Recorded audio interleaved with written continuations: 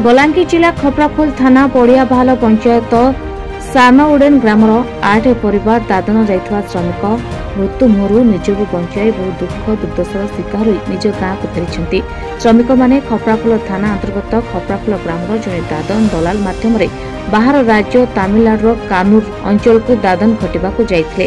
तेबे हठात आक्रमण करी लहुलुहाण करदेला अजणा भाइरस नामक रोग आ से रोग आक्रांत हेले छुआठू वृद्ध। इटा भाटी थिबा शह शह श्रमिक देखु देखु गोटेरु आरंभ होई धाड़ी धाड़ी चलीगले।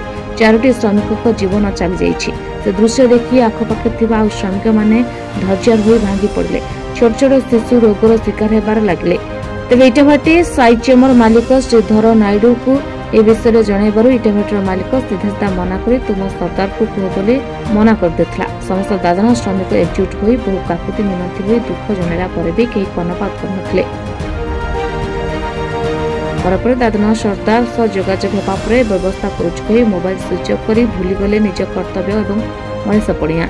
निजको बंचिबा पई छाती को पत्थर करी काखरे छोट छोट छुआ एवं साथी निज व्यवहार सामग्री धरी तमिलनाडु लोची छपी ओडिशा माटी को फेरी आछंती दादन श्रमिक माने। गाँ को आसबा परे समानको ग्रामर खेल पड़िया रे रखा जाइतला। पर ग्रामर लोके एवं ग्रामर अंगनवाड़ी आशाकर्मी सहायतारे असुस्थ थिबा दादन श्रमिक मानकु एम्बुलेंस द्वारा हॉस्पिटल को निया जाइछि। एटी प्रश्न उठुछि एते बड़ घटना को ध्यान न देई मोबाइल बंद करी कुआडे चंपड़ मारला दादन सरदार। जदि किछि श्रमिक मृत्युर सम्मुखीन हुअन्ति सेथिपई दादन सरदार दायी हेबे बोली रोगाक्रांत दादन श्रमिक सीधा सीधा अभियोग आनिछन्ति।